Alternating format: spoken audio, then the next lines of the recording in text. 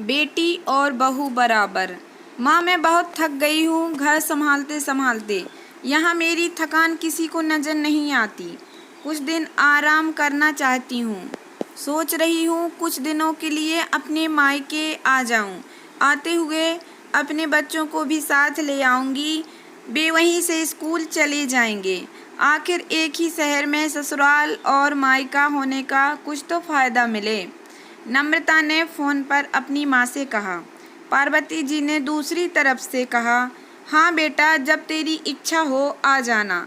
आखिर ये तेरा भी तो घर है। ठीक है माँ, तो मैं कल ही आ जाऊंगी। नम्रता खुश हो बोली। हाँ बेटा, कल आ जाओ, मैं तुम्हारा इंतज़ार करूंगी। अभी मैं फ़ोन रखती हूँ, मुझे मंदिर भी जाना है। कमला जी ने फ़ोन रख दिया और सीधे किचन में गईं। किचन में खाना बना रही बहू से बोली, अरे अनुपमा सुनो, कल तुम्हारी ननंद आ रही है। आज बाजार जाकर फल सब्जी और मिठाइयाँ लेकर आना।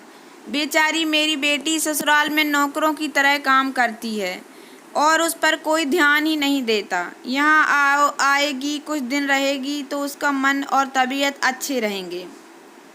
सास के मुँह से ऐसी बातें सुनकर अनुपमा का चेहरा उतर गया। वह मन ही मन सोचने लगी, काश आपको मेरी थकावट भी नजर आती।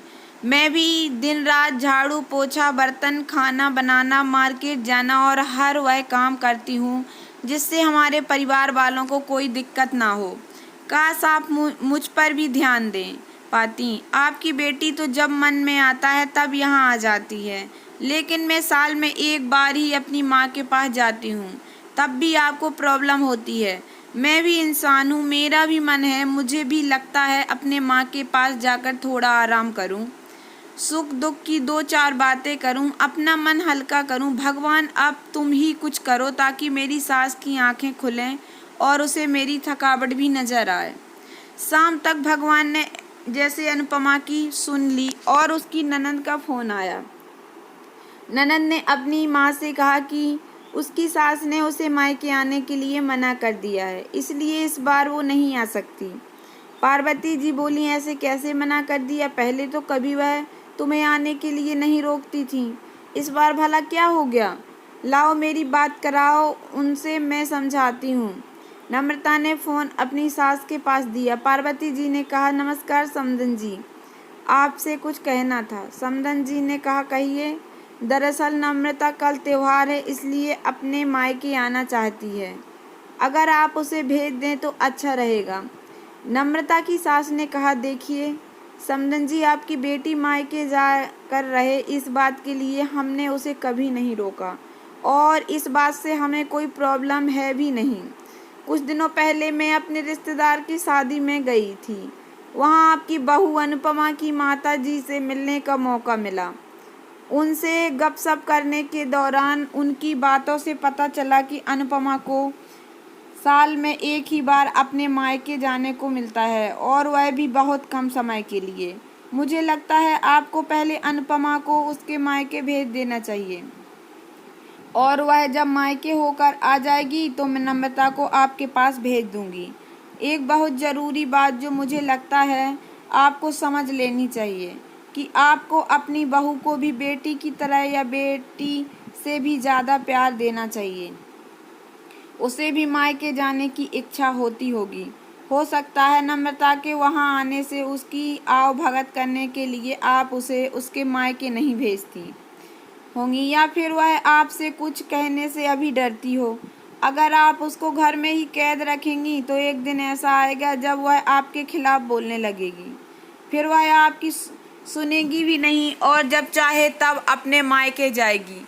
ऐसी परिस्थिति आए, इससे अच्छा है कि आप ही कुछ बदलाव अमल में ले आएं, जिससे आपका रिश्ता और रिश्ते की मिठास खराब ना हो। पार्वती को अपने समधन के हर एक शब्द में सच्चाई नजर आई। उन्हें महसूस हुआ कि उन्होंने अपनी बेटी के प्यार में अंधे होकर कभी भी अपनी बहू के मन का विचार नहीं किया। उन्होंने हमेशा ही अपनी बेटी को अपनी बहू से ऊपर रखा। दूसरी तरफ नम्रता भी अपनी भाभी के बारे में हो रही इस बातचीत को सुन रही थी। उसने भी रियलाइज़ किया कि वह कभी भी अपनी भाभी के साथ ठीक से बात नहीं करती और जब जब वह अपने मायके जाती तो भाभी थोड़ी उदास रहती हैं। पार्वती जी ने अपनी बहू को बुलाया और उसे कहा कि अनुपमा, कुछ दिनों के लिए नम्रता नहीं आने वाली है, इसलिए पहले तुम अपने मायके होकर आओ। यह सुनते ही अनुपमा का चेहरा खिल गया, क्योंकि यह पहली बार था जब उसकी सास ने सामने से उसे अपने मायके जाने के लिए कहा। अगले दिन अनुपमा अपने मायके गई और इस बार 1-2 दिन नहीं, पूरे हफ्ते भर रहकर आई। अपने माँ बाप से, अपने रिश्तेदारों से मिलकर आई और जब वह लौट कर आई तो उसका चेहरा खिला हुआ था, उसकी आंखें चमक रही थीं। अनुपमा के आने के बाद नम्रता भी अपने मायके आई और इस बार वो खुद सामने से अपनी भाभी से खुशी खुशी मिली और अच्छे से बात की। नम्रता ने अपनी माँ से बात करके उन्हें भी अच्छे से समझने में मदद की कि वह कहीं ना कहीं अनुपमा के साथ गलत व्यवहार कर रहे थे। दूसरी तरफ अनुपमा अपने ससुराल वालों के बदले रवैये से बहुत खुश थी। अब वह खुशी खुशी सबका ध्यान रखती और हर काम प्यार से करती। वह ध्यान रखती कि कोई भी ऐसी बात या काम ना करे जिससे घर में तनाव का माहौल पैदा। पार्वती जी अपनी बहू को खुद ही समय समय पर मायके भेज दिया करती। एक छोटे से बदलाव ने सास बहू और भाभी ननंद के बीच की कड़वाहट को दूर कर दिया और रिश्तों को और भी ज़्यादा मीठा और मजबूत कर दिया। अगर आप लोगों को मेरी यह कहानी थोड़ी सी भी पसंद आई हो तो प्लीज़ मेरे वीडियो को लाइक और चैनल को सब्सक्राइब ज़रूर करना और ज़्यादा से ज़्यादा शेयर करें। धन्यवाद।